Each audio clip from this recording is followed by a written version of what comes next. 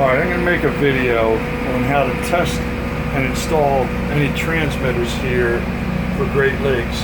First thing you need is the drawings you're going to be working with. Let's take, for example, we're at RO30, and this is the port instrumentation drawing. There's actually two of them, but let's just take one or two of these transmitters, for example. We got coolant, which it gets wire number 2008, which is hot, which is 24 volts. So each card, each input, analog input card in the PLC handles 8 transmitters.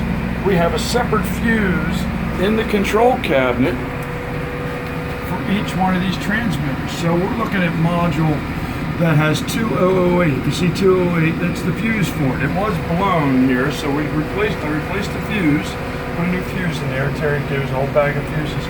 So you'll see up here, they have a whole bunch of 2008s feeding, and then the return from that, these are all 2-wire transmitters. The return from that transmitter, for example, 208 goes out in the field to the transmitter, returns at 3002. So the first thing you want to do to test this transmitter is to lift 3002 in the control cabinet. Keep in mind it's only 24 volts.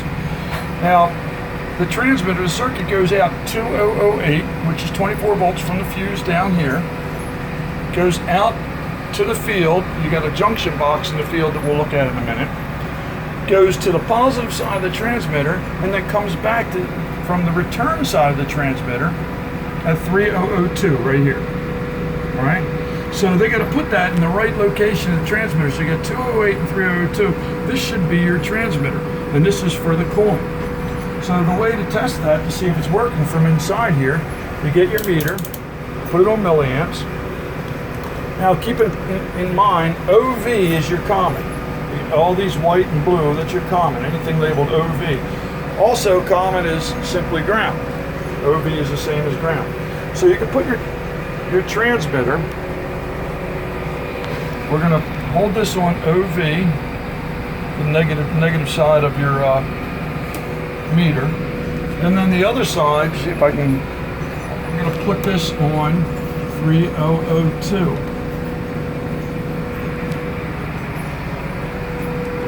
With the wire lifted. So the first thing I want to do is test. I don't care about the PLC, so that means it's not going in the PLC. But we're checking 302 to OV. I can't do it while I'm holding this camera.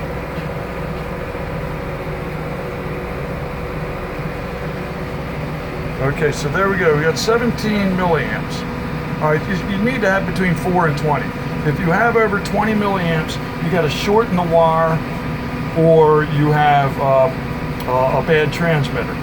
If you have 0 milliamps, it's not hooked up right. So here we are looking at in the terminal at 3002 with it lifted from the PLC.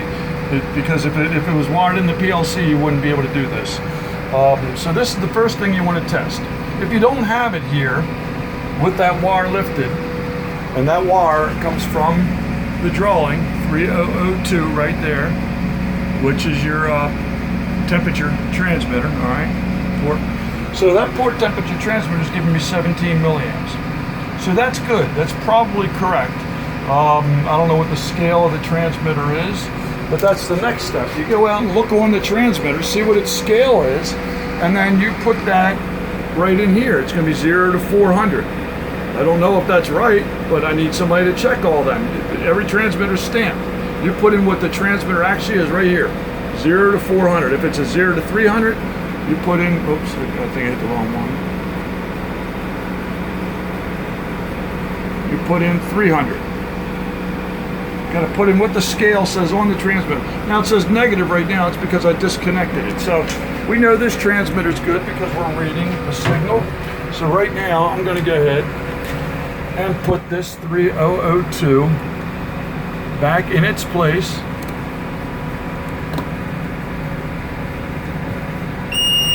All right. There's an alarm because we've probably got hot. Yep. Port coolant temperature high. Acknowledge that. Silence. Because it says 244. I don't know if that's real or not because we got to look at the transmitter. If, for example, it is a 0 to 400, or it might even be, it's 0 to 400. But if you get an alarm, coolant temperature, you got to look on your configure screen to see what your coolant temperature setting is. It says we're going to alarm at 190. So that's fine, but we're way above 190, so that's why. So the thing is, this transmitter could either be bad or it's out of range. Maybe it is a 0 to 1000, for example. We got to look at the transmitter and see what it is. If I put in 0 to 100, which I doubt it is, put in 0 to 100, it says we're at 81. It might be a 0 to 150. So we got to look at the transmitter. That says we're at 122 degrees. So you can see that we can scale the transmitters here, but we want to put that one on there, and then we can configure the alarms on here. If you keep on alarming, it's a nuisance. Just change your alarms here. Don't fake these scaled inputs. Put what it's actually on the transmitter. All right, so the fuel transmitter right now, I have it disconnected. Fuel pressure. So the electrician supposedly wired that up. We're looking out here at fuel pressure transmitter. I actually went and looked at it. It does in fact stamp on there 0 to 100 is 0 to 100 psi. So it says 4 to 20, 0 to 100. So we got 0 to 100. So the fuel pressure transmitter is 3003. All right, that's your fuel pressure transmitter. 3003 for the port engine. So notice I already have 3003 lifted out of the top of the terminal. All right, also have 3005 out. So right now, let's take a look. Let's see if we have any current at 3003. So we go to 0. And see if I can hold this and do this. We're looking at 3003, and I'm looking at my meter, and I have no current. I had no current. So next thing to see is if we even have voltage going out to it, which is the wire next to it, which is 2008. So we're going to look at voltage. See if I can force this one in here. Stay on OV.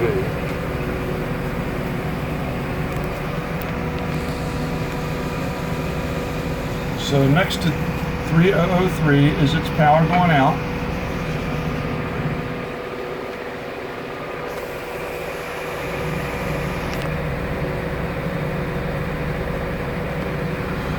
So it's power going out. And I don't have a good common set up here. So I'll push that in more. I'm trying to do this with one hand. Okay, so we got our 26 volts going out. Now we're going to go to the return from that, and we have 26 volts coming back. Something's wrong. We should have a little bit less than that if it's going through the transmitter.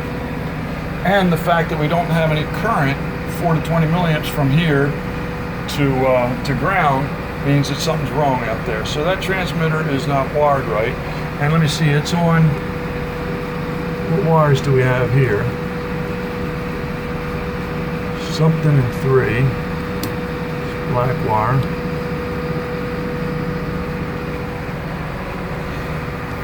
So we want to go out to the box and see if we have it at the intermediate box. So I'm going to pause this till we get out the intermediate box. Right, so now we're out at the intermediate box, and we were looking at fuel pressure, which I can only assume this comes because the fuel pressure transmitter I saw was in fact black wire. It goes underneath here somewhere to another junction box, and it comes up here on a gray wire.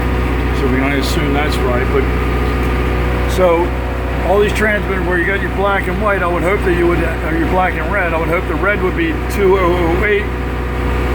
So this is wire 1, so we'd find that inside, make sure that's wire 1 all the way in the PLC cabinet. And then wire 2, which I certainly saw wire 3 on that 3003, which is the return in the PLC cabinet. So I already checked this with the meter. I have my 24 volts to ground. You could use this right here. I had 24 volts to ground for the red. Also had same 24 volts to ground here. So I think that this this wire here is probably a power coming out.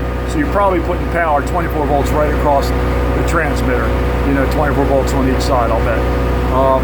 And that's why, in fact, when I did check that, I blew the fuse, my 2 amp or a 200 milliamp fuse, because this is in fact probably power coming out here. It probably shouldn't be across there. So somebody's got to do a cross reference to check all these, just the way I showed you. You should have your, when you lift that wire 3003, which is a return, and I lifted it on the top on the PLC side, I should be able to go from here, the return, with the positive of my meter to here and get my milliamps, right to here with the negative of the meter, and get the milliamps, provided we lifted that 3003 on the top of the terminal, which goes up into the PLC. So now we create our series loop with power coming out to here, coming back from the transmitter on the black, and then going through the meter to ground. You should have your milliamp signal. Nothing's running, or if it's not a temperature, it should be 4 milliamps. And we didn't. It blew the fuse in mine. So these all need to be inspected. Make sure these wires. And the other thing is, all these grounds here. Look at these shields. I found these were all like just floating all over. Some of the little pieces were sticking inside all the wires. That's why you're blowing fuses like crazy. Leave the shield down here. So there's a lot of frayed wires. And then with the vibration.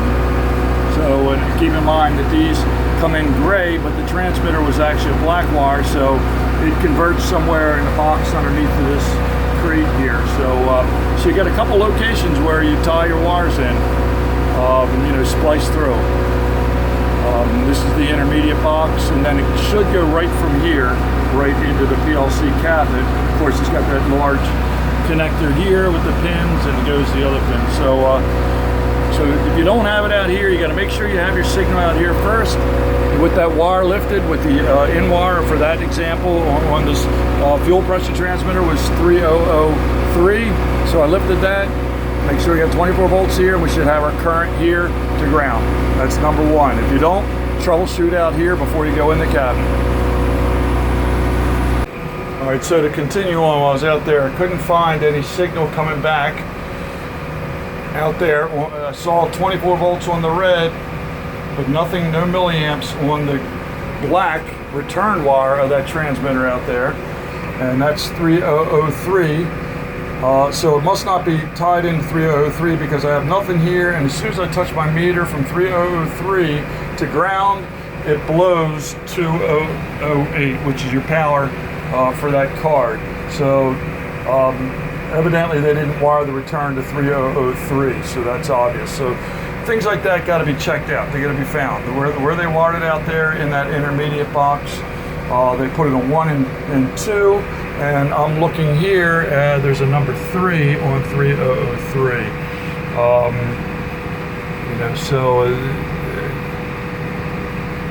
So they got to check all that stuff. Coming from in here, it's got to make sure that transmitter lands at the right location. Typically, a transmitter has a red and a black on it for a 2-wire, and obviously the red is going to be your hot from your fuse, which is either 2008.